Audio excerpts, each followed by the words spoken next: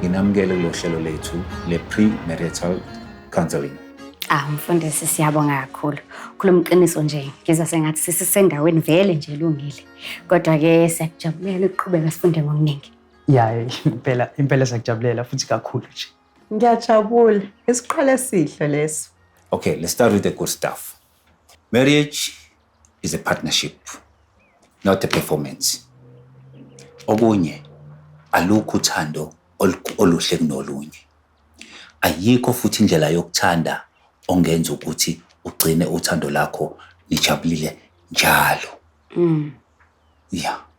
Okubalekile ukuzinikela, ukuxhumana kanye nokuthi nibe nentshisekelo yokuthi nizobambisana ekulweni neingqinamba. Yeah, okunye ngiyanithembisa ingqinamba nizoba nazo. Kodwa lokho nizokunqoba ngokuthi uthando leni ifoundation yalo strong kangakanani. Right? Ngesiqale ngezinto ezibalekile ke manje. Imali. Niyakhuluma kodwa ngendaba ukuthi nisave kanjani imali, nispenda kanjani, ngena xoxa ngalokho. Kulula phela lokho. Sizoshare nje yonke into. Angithi Hawu, yonke into. Hayi, mina ngazi ukuthi unkosikazi akumelanga ukuthi azi ukuthi iphakethe le ndoda lingakanani. Yena nje mangabe ngikwazile ukuthi ngimthekele ukudla ngigcwalise indlu. Mangiqeda lapho abe nophahla, ikhaya livudumale, ilokho nje kuphela ekumele ukuthi ngikwazi. kodwa awukwazi ukuba serious njengamanje. Kodwa noma umama wayenza njalo nje kunkosikazi wakhe. Namanje basahleli ndawonye futhi ikhaya labo livudumele. Isidala leso. Okay. Asikho isidingo sokuthi niphikisane njengamanje. Ake ngibuze njengamanje, ngabe oyedwa noyedwa uyazi ukuthi omunye uhola malini? Cha, engikwazi ukuthi financial stable. Mina mamfundisi engikwaziyo ngomuntu wami ukuthi uthanda kakhulu izinto. Akuyona indlela engifisa ukuthi niphilisane ngayo leyo. Ngifisa ukuthi nazi ukuthi othandweni kumele nibambisane ukuze izinto zihambe kahle. Right? Kuzomela ukuthi nibe nenkulumo eyiqiniso nevulelekile mayelana nemiholo yenu, izikweletu, indlela enibeka ngayo imali. Ngabe nifuna ama-account ahlanganisayo noma ama-account ahlukanisayo noma niwafuna wonke? Nanokuthi kuzomela ni-decide ukuthi ubani ukhokhela ini. Kungenzeka ukuthi omunye uthanda isikhwama seguji noma wena ufisa ukuyithengela nje ukusathezinyana okuyihambela ngakho. Ngiyacela ukuthi nibonisane, nibheke ibalance yenu ukuthi iyakwazi ukuthi igcine idingo zenu. Bese nifundisana nendlela yokusave. Cabanga ukuthi ngiyamuzwa kakhulu mfundisi. Hayi nami impela ngiyamuzwa. Ngifisa ukuthi ngeke niphume nje. Nijabule, nishaye umoya. Niphume niyodla out. Nixoxe kodwa ukuthi ibudget yenu yanivumela yini ukuthi nizokwazi ukuba nemali yanele ukuqhubeka enyangeni. Okunye ngifisa unikwazi, we listen, we don't judge. Uma uthola ukuthi umyeni wakho uhola ngaphansi kwalokho okucabangayo, we listen, we don't judge. Noma nawe ucabanga ukuthi umakoti wakho uhola ngaphansi kwalokho okucabangayo, we listen, we don't judge. Bese niyabambisana ukuthi nenza amacebo ukuthi nokhulisa kanjani umnotho wenu ndawonye. Lokho kuzonakhela impumelelo. Siyakuzwa mfundisi.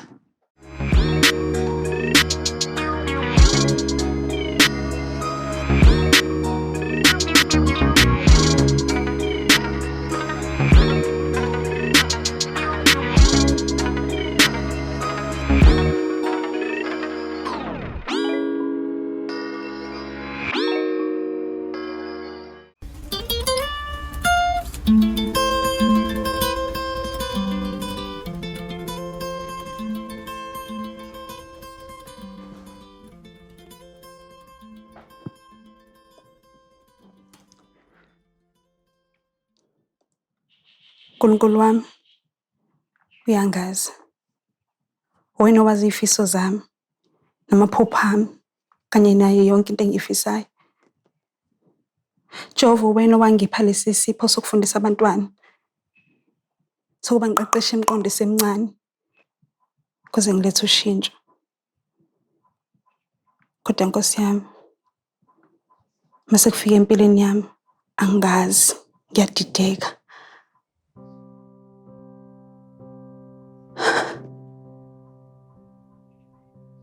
Ngifundisa abantwana bami ukuthi babuze imibuzo, bacabange ngendlela enhle ukuze bangaphambuki endleleni.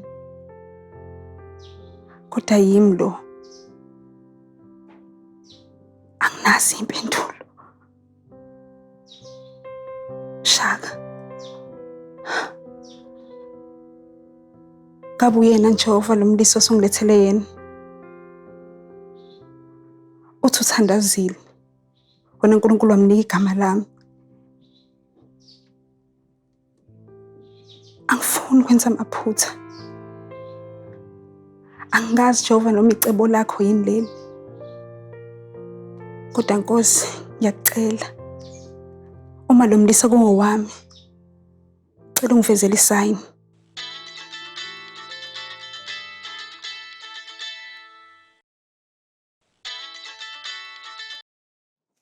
Hello? Ngiyathemba ngikuphazamisa.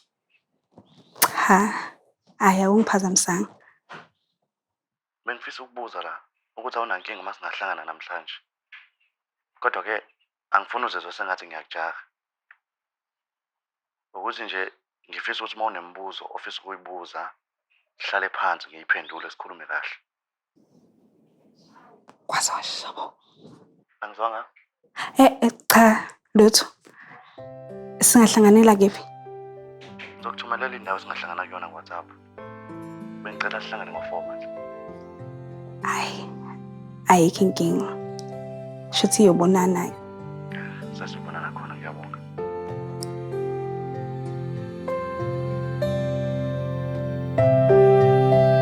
uNkulunkulu simvezelile. Alright bazalwane, akudluleni ephuzu elilandelayo. Manje sokhuluma nge-intimacy. Hayi mfundisi, ngicabanga ukuthi noma singasidlula nje leso sihloko ngoba thina sobabili asinayo inkinga kuleyo department. Kunjalo ngithi. Alright. Lena ngicabanga ukuthi ibaluleke kakhulu. Iyona edibhiza imindeni eminingi. USathane angene kuyona abhubhise. Why? Ithandani asijabulisani. Ngabe umfundisi uqonda ukuthini ngalo? Ngichaza ukuthi abantu uma besaqala nje beyijolela, baya-enjoya, bayakwenza kakhulu. Bese kuyashintsha uma sebeshadile. Omunye usebuye ekhathele, nomunye ebuye ekhathele abasenasikhathi. Bagcina bengasekho right. Ukuhlangana kuyinkonzo nako ngokwakho, kuyakhathaza. Kodwa kumele nikwenze. Ingakho kumele kube inhloso. La inkonzweni sesigqugquzela ukuthi ithandani zisijabulise ngokocansi. Ngoba mazisijabulisa ngokocansi ziyamxosha uSathane. USathane akazithanda izithandane ezibeka ucansi phambili.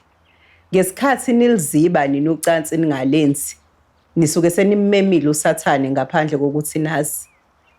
Kahle into ezama ukusho umfundisi la ukuthi uma singayihlelele kulenzeni ucansi, sesimemile nje uSathane ukuthi angene phakathi kwethu.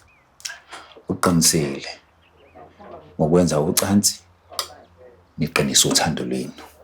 Kodwa uma nilibalekela namemo uSathane, ngokuphazima kweso uzobe selapho awuhlakaze lo mshado wenu. Sisakulelo phuzu nje.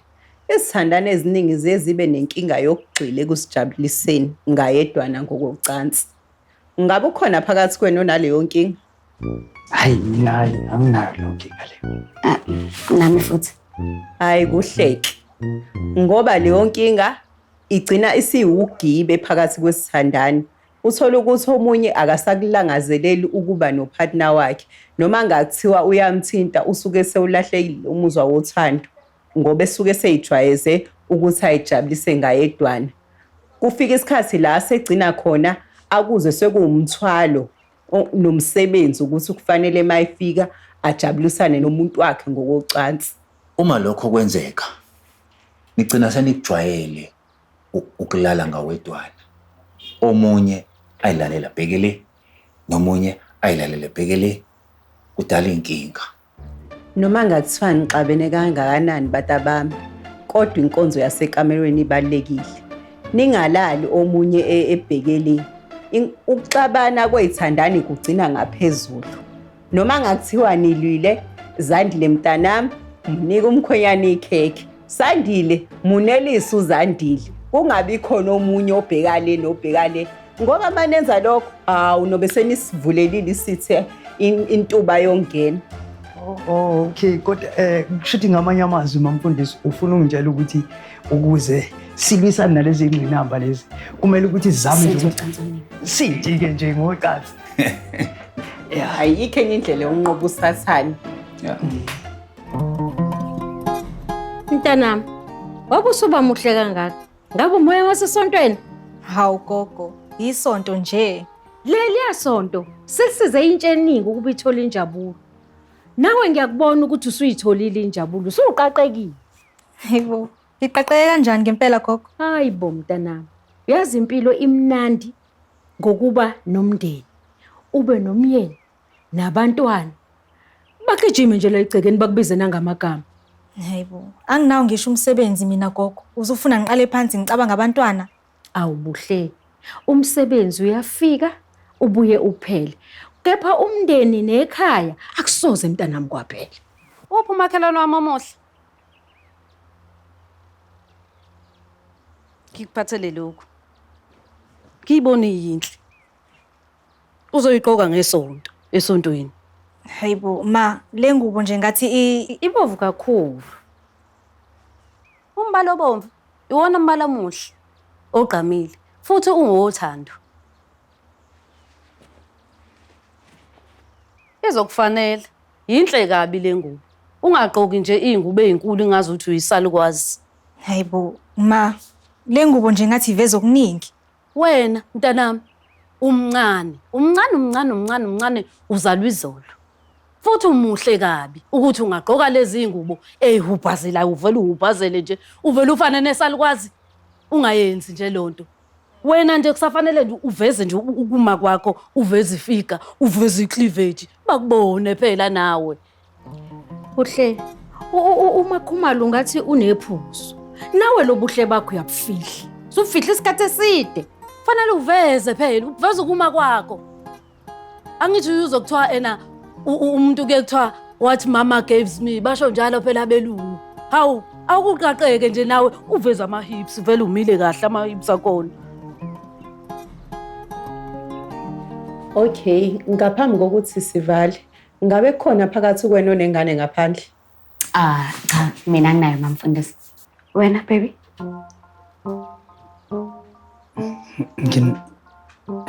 Ngenzeka ukuthi nginayo.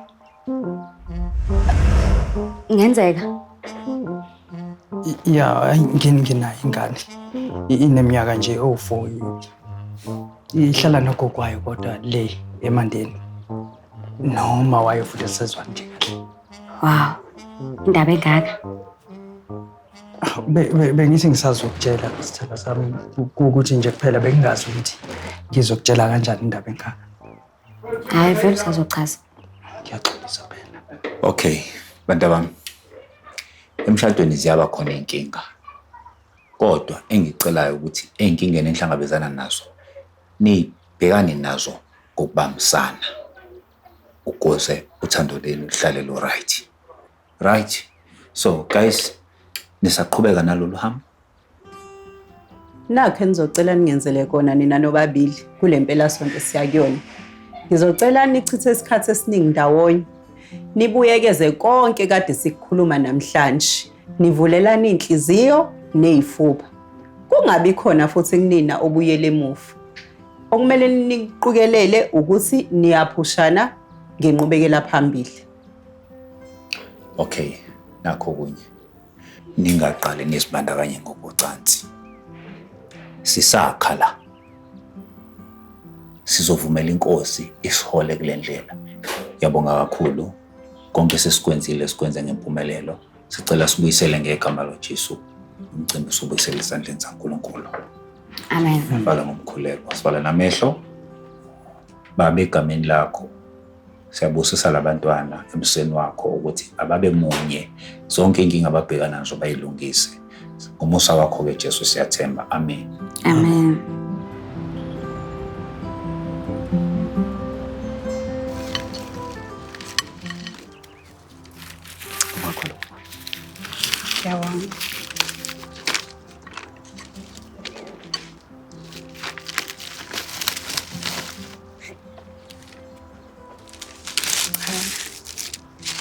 iy'mbali, ama-fruits, ney'ndawo ey'khazimulayo. Kumele ngiqale ngikhathazeke. Uma ukuthi ukukhathazeka mama enye incazelo yokuchazeka. Shuthi kuyikona phela. Kodwa iy'mbali zakho. Kube ngathi ayisindanga nje endleleni yakho eza la. Yabona mama, uthando lulula. Manje isidingo sokwenza kakhulu angisiboni. Uzosho njalo phela vele okwamanje. Kodwa thula ubheke-ke mhla usukhohlwa ama-anniversary. Ikona phela ngiyikhandla manje. Ukuze noma sangingasakwenzi, ukhumbule ukuthi ngeke ngakwenzela ngaphambilini.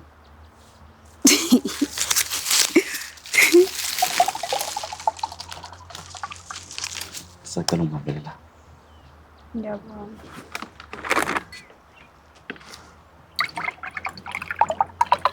Mina bengingazi ukuthi amadoda amazulu ayakwazi ukwenza lezi zinto ey'kanje.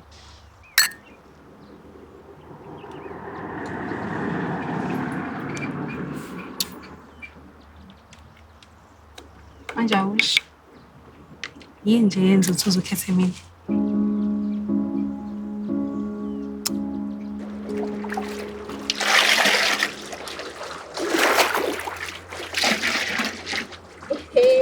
Hayi bo mnganami, yazi bengithi ngizokubuza isiqhamuka lapho. Nakhodwa ukubuza, kusukela nini manje wena ugqoke iy'debhezane ey'ngaka? Hawu mnganami, nami phela ngizama ukuyikhulula nje kancane. Hayi bo, usikhulula kuyini ntombazane? Hawu, to possibilities mngani. Yazi into engiyibonile la ukuthi impilo nje ngilo engile nje ekutholeni umsebenzi hayi ngeke iyadepressa kancane. Futhi nje manje ngibonile ukuthi i-distraction encane hayi angeke ngilimazi. So manje wena ufuna indizotho. Hayi, siqalile. Not exactly wena mngani wami. Futhi nje impilo emayelana nje nokuthola umsebenzi hayi ngeke ngibana yi-bright leyo nto. Iyadepressa nje kancane. Ya mnganami, yabo lapho uthi uneqiniso ngempela. Yabo nje lento echazayo iyangichaza like uyangichaza into esho ukhombisa ukukhula. Kuthiwa nje be that girl. Awuyazi nje nawe. Oh, awusho ke mnganami, angithi sizoya lapha esontweni. Hayi bo, Nkosi yami na kanjani? Ngifuna ukubona lokushintsha kwempilo. Nazo. And yazi mngani ngifuna lapha we have to appear so put together. Yes. Kunesambe nje lapha siconze sibe bahle. Okay ke. Siqokani ke ntombazane? Hawu, i-obvious nje lento. Red. Oh red. Ubona bonke okhala. Hayibo, shuthi ufuna ibandla liyobuka wena la. Exactly mngani. Yazini, let's just call it an experiment. Hayi ke, sishilo ntombazane. Yes. Oh, mngani wami, ngathi segcwele amanzi. Yeah, yazi, asana.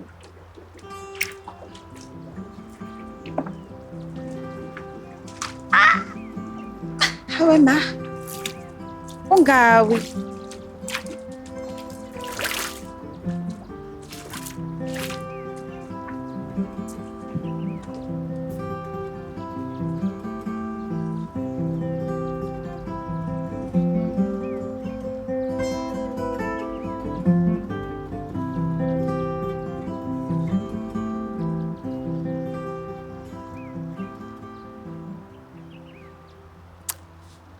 Umuntu osifazane ohloniphekile. Okhulumayo umqondo wakhe. Futhi ke uyayiphosa inselelo kwabanye abantu. Nanokuthi uyazazi ukuthi ufunani empilweni. Manje wena kuyinto ekuchazayo leyo. Na kanjani? Yabona mina ngifuna umuntu wesifazane ozongenza indoda engcono. Angavele nje angibukele ngisebenza ahlale. Yazi iyaxaka. Ngoba nina abantu besilisa ndifuna umuntu wesifazane strong kodwa futhi nina mase niyaxakeka uma savumelana nayo yonke into eniyishoyo. Hayi ukuthi abanye abantu besilisa bayahluleka ukuhlukanisa phakathi kokuhlonishwa nokulalela. Ngicathi ikona ukubuye kusidide la. Okay. Nje ikuphi kokunye? Yazi ngakhulekela umuntu wesifazane oyithobile. Obekumndeni wakhe phambili. Othanda futhi umndeni wakhe. Okhulisa ingane zakhe ngemfundiso nangothando. Ingane. Kuyingxenye yeinhlelo zakho ufuna leyo? Yebo. Umndeni phela uhamba phambili. Futhi ke mina ngifuna umndeni onothando, ikhaya elifudumele. Nefake phakathi ke. Cha phela vele kodwa kuyinto enhle yona lokho. Athi khona okunye la. Sibheke. Awu cha ngeke Shaka. Shuthi kahle kahle wena uvula ibhizinisi ngalolutsho. Noma kahle kahle ufuna ukuthi kube yimina odayisayo. Uyabona mama, ujule isikhumbuzo ukuthi uthando luyimvelo. Futhi lumnandi. Enelihlali ngona phakathi. Hayibo. Amazi ajuli kanje. Indaba uyilungiselele. Yazi bengazi ukuthi uzosho njalo, bengilindele lokho. Khona okunye kokugcina. Okunye futhi. Okwakho. Sacela ubambe la. Ngigqokisa phela. Manje zenzelile. Ngingasho singafundiswa uma. Yazi uma wakho angitshela ukuthi makhona umuntu wesifazane engimothi ufanele isikhathi sami. Angomnikeza izinto engizenze ngalezi zami izandla. Hayi. Yabona le nkulumo yokuyibophezela. Engathi nzima kakhulu. Ucabanga wena kanjani? Umshado vele ukuzibophezela. Angazi kungani sikubalekela lokho.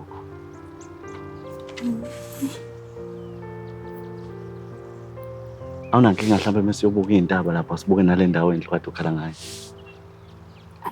Cha ngakujabulela lokho.